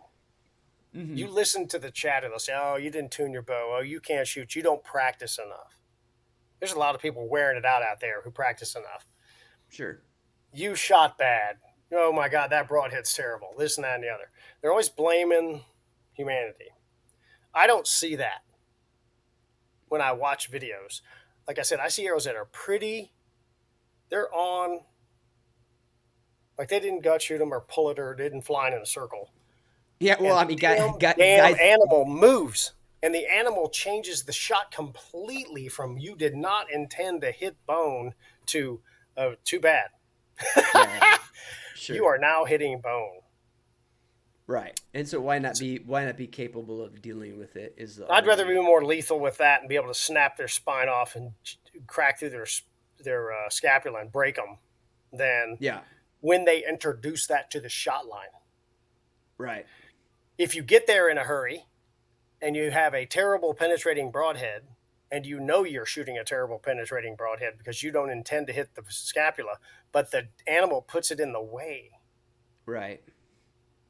I mean, no, I get where you're saying from. And I guess one thing I would add to it in the context of elk, Troy, is that I don't find that elk, like particularly called in elk, I don't find that they jump the string that bad. They seem to take it like a champ. Yeah, I haven't seen a lot of elk. I've seen a couple of videos of elk ducking, but not like yeah. deer. I mean, if you're spot and stalking them, and all of a sudden they know that there's something's up. Yeah, they're more apt to do it. But when they're coming into calling setups, they generally they're too amped up. Yeah, and usually a lot of times I think what people construe is like string jumping or the animal moving is an animal that's like, I mean, so the classic thing is a bull comes in and he's looking, and then you've drawn or you just drew, and now he's like, he could be even broadside, but he's like, he's looking at you, right? And he's just waiting for something to scare, for him to confirm like this is a fucked up situation. And usually because they're looking at you, when they do that, they'll spin into you, and which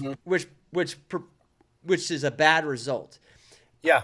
Two things that I notice happen in those situations that I would deter people from doing. One, I think a lot of people shoot elk. The bull starts to turn into them because the bull is like, I'm getting the hell out of here because when I'm looking at something. And when the bull starts the momentum, the archer shoots. So a lot of guys are saying that, oh, the bull jumped the string. No, you shot because you saw your opportunity disappearing, but the bull was already moving. And a lot of times guys will, they'll thud a bull right in the shoulder in those shots. And so that's a bad scenario. That's a bad scenario. But outside of that, man, I mean, I think there's other scenarios where, it happens to coincide. They're shooting, the bull maybe hears the release, but he turns real quick and you get the same deal. But that's for the most part, I actually think it's people shooting into the movement, not the bull. Right. So into the movement, if you had 650 in the right broadhead, you'd have a great chance of actually recovering your bull and getting through there. But you still have so here's the pickle. And I just did a podcast with a guy who's like a bone surgeon. Mm-hmm. And we were talking, me and Ed were asking about how bones break. We didn't know. Like, we've broken them. We just don't know how they work on them, how they do, what their tools look like. It's really super interesting. And we got to talking about the fact that the doctor felt like in a hunting situation, Ed has 690 animals that he killed with a bow in a notebook and all the details around it. And he had better penetration on live animals than he did on the animals on the ground that he was testing on. And the bone guy said, remember, your muscles are pulling on the bones. So when they start moving, those bones are under tension like a stick, like you want to break over your knee. Oh, okay. Sure. He thought we might have a better opportunity to actually break bones when they're tense as opposed to downed animal testing. I got you. Because he said, not gravity. He said, you don't realize how strong your muscles are. So when they start turning, the muscles are actually like torquing the bone, and it puts it under tension, and you might have a better opportunity. I think that the movement negates that. Once again, to my point of the approaching arrow and the moving target.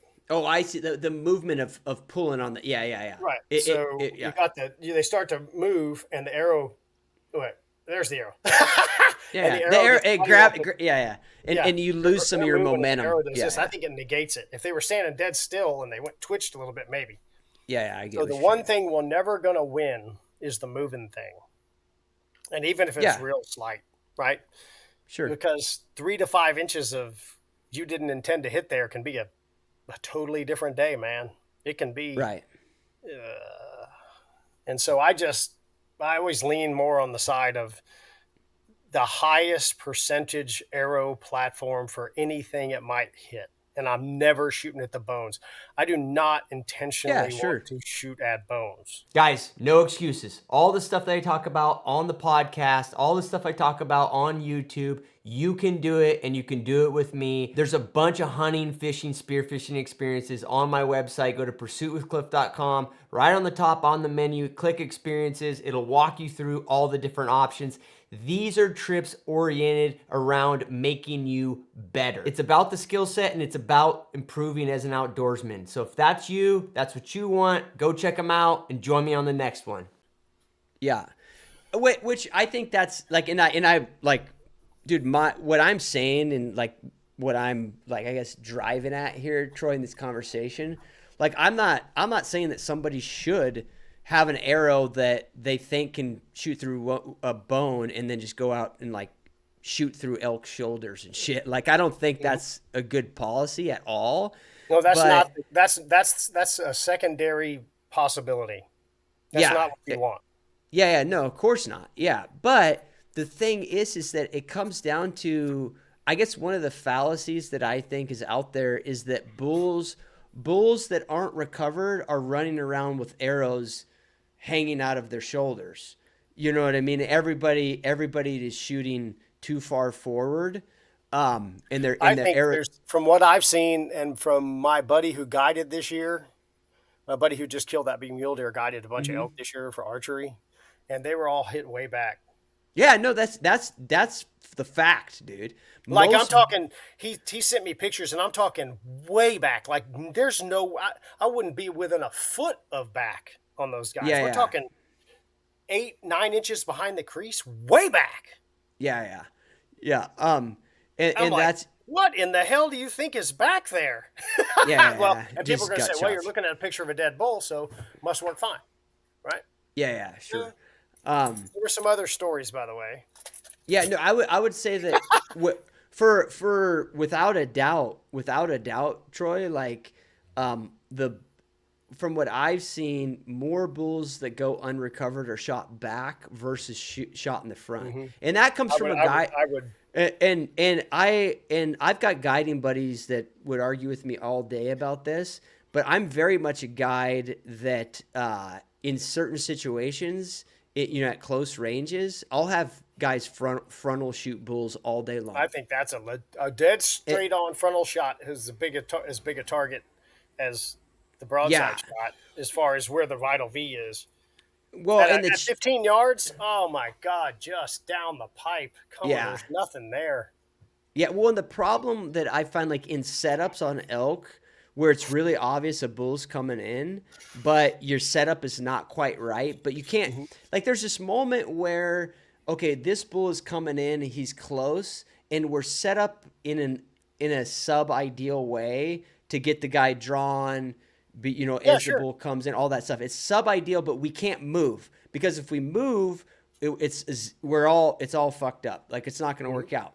So in this situation, we got what we got, and so there's two things we can do. The guy can draw as the bull comes through the brush or behind the last set of trees. The guy can draw, and then when the bull comes out, he can frontal shoot him from 15 yards. Yep. Or the guy can wait, and then the bull's going to be in the open. Now he's going to draw, and he's going to wait for a broadside shot as the bull swings or whatever. The problem is that if you can't do both, because if the bull's in behind the trees, like this last hidden spot where you have cover, if you draw there, a lot of times you can't wait for a broadside shot because you're going to have been at draw for 45 seconds, or who knows? The bull could stop and look for 30 seconds, right? So you have that. So then you have this question of, okay, the bull's going to come out here right in front of us because he knows where we're at, draw while he's in the brush, and the minute he comes out and gives you the frontal shot, whack him. To me, that's always the move in that sub ideal situation. The only reason I mention that is because even though I'm a proponent and in really close range situations will have guys take that shot, I still, because the negative of that shot, if you miss, you'll hit them obviously in the shoulders, or a lot of times it'll run their ribs out or something weird because they got kind of a curved front. I've got to think that shot's no less no lower recovery than the 1/4 and 2 shot that is back and hope. No, I think it's better. I think it's way higher. Oh, I think the recovery would be higher. Way better. All the arteries and the windpipe and the jugular and everything are in here. If you nick one of them, just that's all you hit, it's going to spray out 3 feet into some bitches and going down, right? Yeah. Well, and the thing is, Troy, is there's always like this thing where you have to think about the actual end result, right? If you hit them with the frontals, you find them. You know what I mean? Like if you hit them right, like they're dead. They're right there. How big's that target? You think it's twice the size of a softball? Oh yeah, I think it's the size of like maybe 80% of a soccer ball. It's like that. Because what's interesting about that area is, so the heart's here, the arteries. If you're shooting, so the arrow's coming in the front, okay, this way, and the heart's here, the arteries are laying horizontally on the path of the arrow. Yeah. Like they come down the neck, and there's a point there where everything is like in a conduit in there. Yeah. It's encased. God, if you hit that, I Yeah. don't think they'll run. I bet No, they'd it go into. usually. I bet you they'd go into cardiogenic shock, standing right in front of you, and just drop because Yeah, they a lot could. of yeah, a lot of them will tip over like right there. It's actually kind of a, I don't think you see a whole lot of them on social media, Troy, because they're really brutal. I don't know Oh how much my! I can't like they're imagine how much yeah blood sprays out and yeah everything. it can be almost like a. I Yeah. mean, I'm sure you've seen that where like squirter, Yeah. squirter Oh type yeah. of stuff. Like I mean, most Yeah. people are That's like, not oh good for fuck, content. No, I get you, yeah, but yeah, but what I it's liked you good for saying dead is elk. this is a 20 and in thing. This is not a 60 thing. Oh yeah, yeah. Just from a people got to be accurate. You know what I Right. mean? But Yeah, it's a yeah, yeah, at that range, that's a big freaking target, man. yeah, Just send yeah, it in there. And if yeah. it goes through the soft spot, it's going to the pelvis Oh yeah, yeah. because You're there's gonna kill nothing them. there. Yeah, yeah. You're gonna kill them. But and they're gonna be there. Like the quartering two shot or the inadvertent quartering two shot. The problem is like. I mean, you have like lots of elements. One, you have all the stuff we've already talked about, and then you have long tracking jobs, which we Hmm. could talk. You probably have a pretty good perspective on that stuff. I think people way underestimate Troy. Like, dude, if an elk goes 150, 200 yards from where you shot him, exponentially increases the chances of losing the bull. Yeah, yeah. Like, When I'm tracking pigs in the bushes and I get 80 yards away, I start to worry yeah, because yeah, it just seems like you either roll them up or they run yeah, off. yeah, for sure. Yeah, And I absolutely, don't man. like the runner offers. Yeah. But hey, Troy, dude, I have like 1,000 other questions for you, but I've already taken an hour and a half of your time, man. Okay. I don't want to keep you all day. But I had let me finish up one question. I actually had a question from my let me see here. From one of my followers. I told him that I was gonna have you on. Let me see what all right here. Oh, he's got an Ashby specific question. Are you ready? Hmm. Says See, this is from Scott. He says, "I wonder why there aren't more options of broadheads made to the specs in the Ashby reports. It looks like even the ones he makes are shorter and aren't that longer profile that Ashby talks about as most ideal. Seems he also uses the heavier arrow weights specified in the Ashby reports for his compound setup." And then in one of your videos, you mentioned the value, I think he's saying your videos, Troy's videos. You mentioned the value of flat arrow flight with lighter weight arrows on compound. No, he's talking about one of mine. Sorry. I wonder if those super heavy arrows in the compounds even make sense and actually work, or is that info taken out of context from the trad bow world? Oh, so there's a lot there, dude. Um, no, I know the answer. I get okay, this go all the for it. time. Okay, Scott, go thank you for for your question. It's a good one. it. The reason why we don't make more broadheads that Ashby styles is because you guys aren't man enough to shoot them. No one will buy them. Okay. Is it like what like because the look, or what do you think, I think Troy? so. Yeah. It's also the mass, but if you reduced your insert mass, you could put a 300 grain point on there. So if you're shooting a 100 grain insert and a 200 grain broadhead, you could shoot a regular insert and a 300 grain broadhead, and you'd be fine.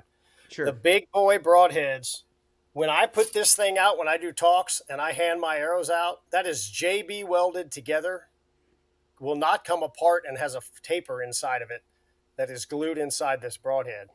Okay. And this is my special edition, but we'll Like the talk about old this another time. the old Zwickies used to be. I used to Right. have But yeah, that's yeah, yeah. no one buys them. And I think he mentioned my broadhead. So I have a 200 grain broadhead that's one piece machine single bevel. It is not an Ashby 3-to-1. I made it as long as I could and 200 grains, and I have no other weights. I Okay. refuse to compromise the mechanical advantage to make a 125. And I make money selling those. And if I sold 125s, I would sell probably 6x what I sell now. I refuse to do it. It's just not a reasonable platform. So, on the compound and Ashby arrow thing, that's a great question. Go to the Ashby Bowhunting website, ashbybowhunting.org. Go to the Ashby reports and go to the supplemental reports.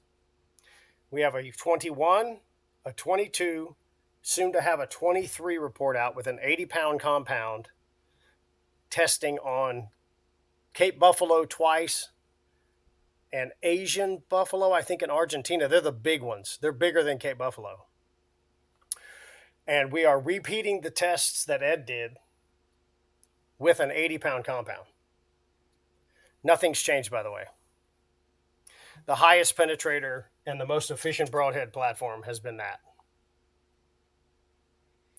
I think they lost 2 of them. They're still in Africa because they went through them so fast they disappeared. And then so when you take the same 800 grain arrow that I think Rob was shooting 850 on Cape Buffalo, but we just changed this, the penetration reduces. Yeah. Are we?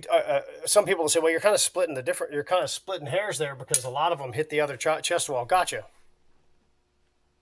We have the KE of a 22 caliber with 75% of a 22 caliber long rifle. You want the most efficient platform on there, not one that's pretty okay efficient. Right.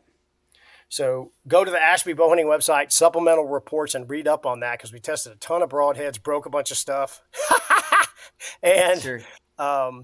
And some sharpness testing, lots of different broadhead platforms. I wish people would buy these broadheads because they're phenomenal.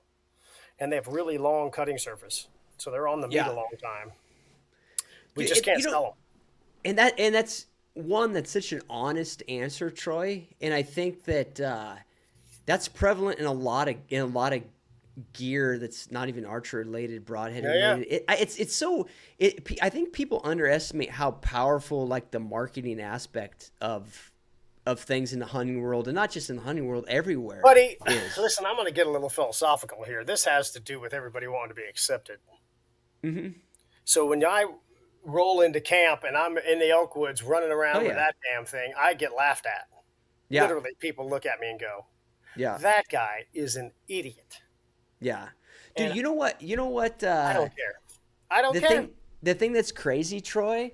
And I've had this debate, and you may have a different opinion on rest. I hope not, but we'll see. Maybe you might have a different opinion on rest. But I shot a whisker biscuit for a long time, and I love that thing because I could like turn my bow over or whatever, and thing didn't rattle around. Like I love the thing, and I know it slows arrows down a little bit and everything else.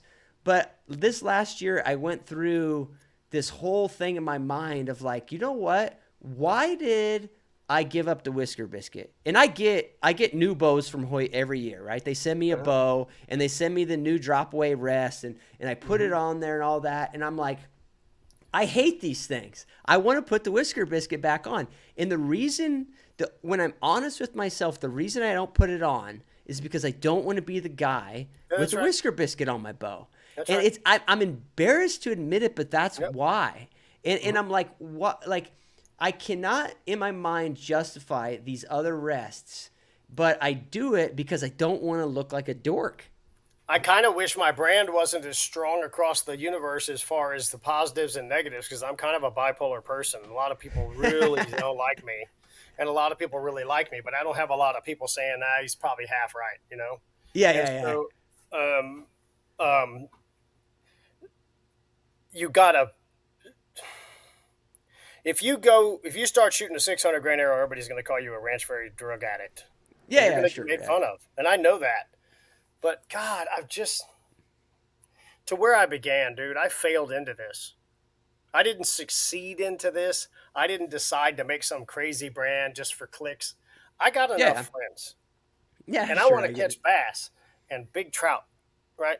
Yeah. I'm not as involved in archery as everybody thinks I am. And mostly that's because over the last year, with the momentum thing, there's a couple of absolutes that I went, okay, well, I'm kind of done. Yeah, you got it figured out. The absolute. Yeah. The momentum makes a ton of sense. Yeah. No, I get it. I'm with you on you shoot a whisker basically, shoot whatever rest you want, but you are right. If you don't look like everybody else and you've chosen it because you have a reason that you've said this works best for me, people don't say, "Oh, that's great." People say, "You're a dork." Yeah, I get it all the time, and it's fun. Oh yeah. No, once you understand that about people, and I knew this from 100 years ago. I just go, okay, then expect.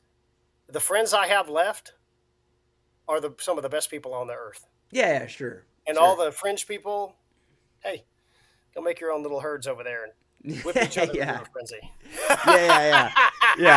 Yeah. Well, but in the end, dude, it's just amazing how powerful it is. It's You know, 'cause strong. It's super strong. I'm even That's why I conscious. can't believe I've been on one podcast, dude. I'm the Yeah. antithesis of everything archery. Yeah. I Well, don't try but to fit in. None of the bow companies will touch me. They don't want to talk to me because I'm super controversial. I speak my mind. I don't play the game. I don't suck up. yeah, sure. I know that there's money to be made, and I'm not willing to compromise.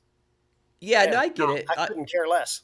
Yeah, I mean, the good thing is, man, like in the long term, in my opinion, there's money to be made in just stuff that works too, Troy. So I think It'll come.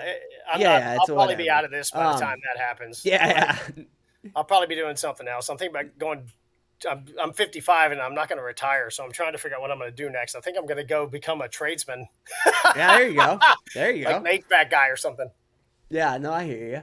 But it isn't all. I mean, I see a lot of channels that are really their primary goal is to be in archery and be popular.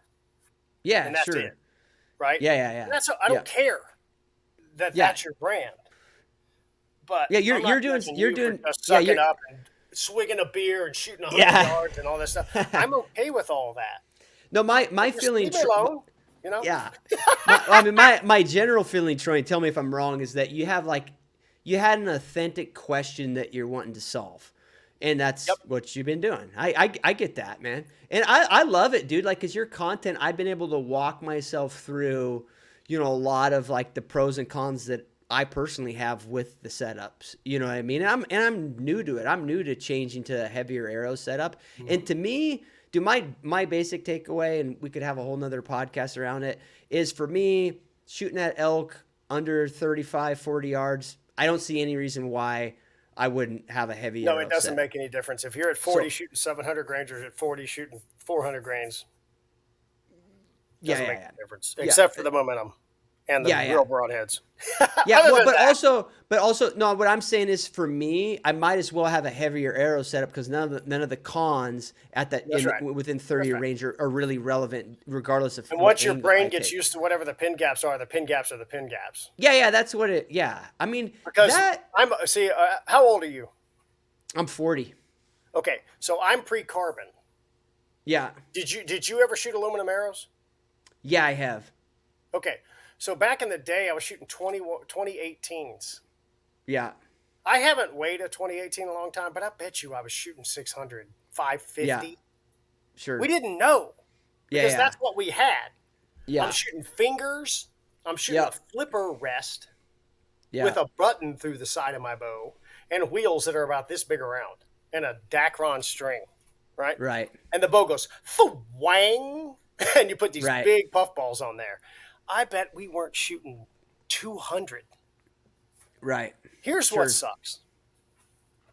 Back then, there were muzzies, thunderheads, and zwickies. We didn't leave arrows in anything. We didn't. Yeah. That sounds like, I'm just one of those old guys saying, well, back in the day, I walked uphill in the snow. No, they just everything went through. No, we didn't leave arrows in animals. Even when we were hunting at night. Shh, don't tell anybody that. But the arrows flew through everything. Yeah. And I think it's, to your point, I failed. I went, why am I failing? If I've got what I've got and I've got what everybody else says to use, I'm trying something else because what I'm doing isn't working as good as I expect, or I should stop and get my 44 lever gun and just blow them over. Yeah, Works sure. Great, right? Yeah. And so I went chasing that. I went chasing an answer. Yeah. I'm no, there. I think that's the way to do it, dude. That's why your content's gotten so much momentum, man. Because that's why people get on there. A lot of people are wanting to figure out the same things. Well, hopefully my tuning videos and my bear shaft video and all that stuff, it's super important. Yeah, help a lot of people. So sure. Yeah. No, for sure. Understand the whole process, dude. And that's like, all of that stuff is really intimidating. I mean, I've been around freaking archery a lot, and I still Yeah. find all the tuning stuff. It's like, oh man, I just want a simple process to go, to go through to be able Yeah, to go do it. watch So, my bear shaft tuning kit with the 2 spines and all that stuff and the field points. It's way easier than messing with the bow. right. Yeah, sure. And here's what will come out of it. I'm going to do a video on this next spring. When you shoot bear shafts, if they all go one way, it's the bow. But you don't know that with fletching, because fletchings mask bad flight so efficiently, you'll never see it. Yeah, And then you'll get your bow, you'll tweak the bow and turn the cams and twist the flip dippers and shoot your bullet hole with a fletch and put a broadhead on there, and it doesn't fly. Right. And the industry says your form's no good. Get a 17-inch stabilizer. Your rest is the wrong one. You need a purple camo release. You got to get a thumb release, surprise release, twitcher release, and the shaft is not tuned. Yeah, I got you. Outshoot it. You know enough about guns. You put the wrong ammo in a rifle, and it's a $5,000 target rifle, and you put the wrong ammo in it, it won't shoot as good as it will with the right stuff. Yeah. Well, and there's this tendency broadly to jump to like the next thing. Like everybody wants to jump, like just figure out the basic stuff first. Yeah, the basic thing I'm starting to find out, as I've once again been chasing the question and trying to get broadheads to fly, is I have found, without question, and thousands of people coming back to me, that if the shaft's wrong, you'll never shoot accurately. Yeah. Because the shafts are not bending the same. You'll shoot pretty sense. good, but you won't shoot as good as you can. Right. And it sucks. This is one of the things that I've been surprised by.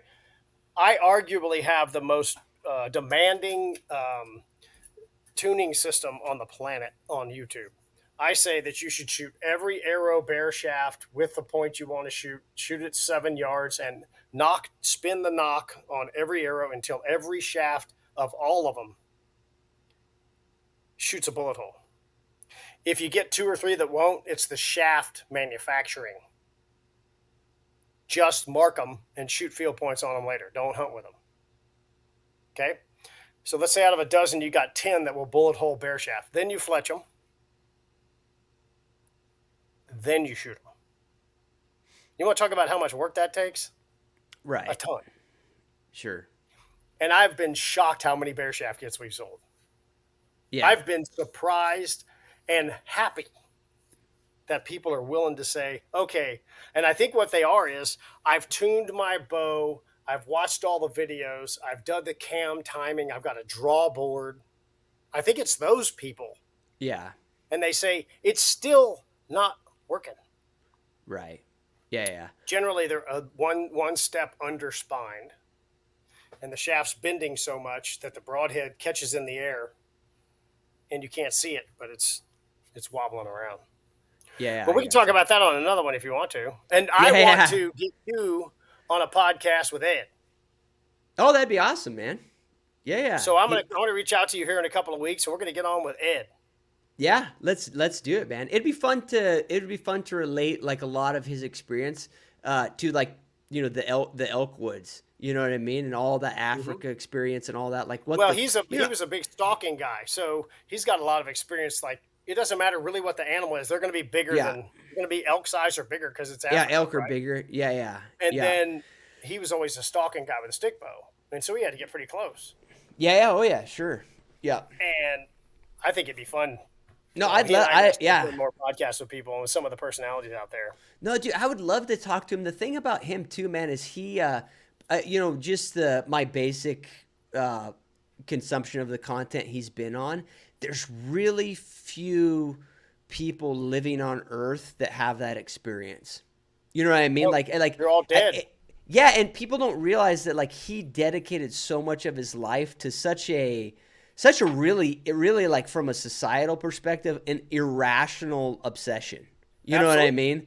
Like, he Like the to me, that's very intriguing by about the guy is like, oh man, like this guy gave up so much in life to do this. Like when you look at the numbers that he's done and stuff, it's like, holy shit. 5,000 shots recorded. Are you kidding me? Yeah, it's like crazy. You know what I mean? But He but was awesome. a beta tester for Burger before Burger was a thing.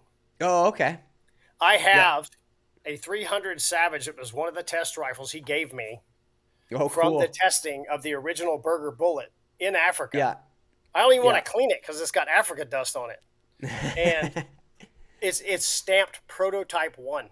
Oh, that's awesome.